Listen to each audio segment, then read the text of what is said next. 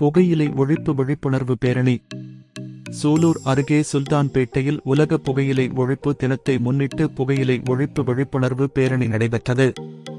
சூலூர் அருகே சுல்தான்பேட்டையில் புகையிலை ஒழிப்பு விழிப்புணர்வு பேரணி நடத்தப்பட்டது.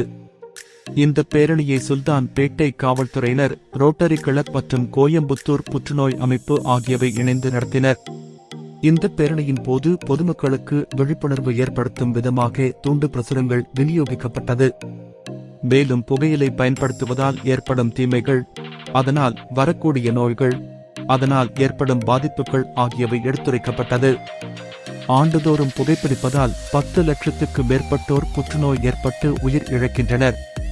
புகைப்பிடிப்போருக்கு மட்டுமல்லாது புகைப்பிடிப்பவருக்கு அருகில் இருப்பவர்களுக்கும் 30% புற்றுநோய் ஏற்பட வாய்ப்புள்ளது என கூறி புகைப்படங்களுடன் விழிப்புணர்வு ஏற்படுத்தினர். சுல்தான் பேட்டை பேருந்து நிறுத்தம் மற்றும் பேருந்து பயணிகள், அப்பகுதியில் இருந்த பொதுமக்கள் ஆகியோருக்கு விழிப்புணர்வு ஏற்படுத்தப்பட்டது.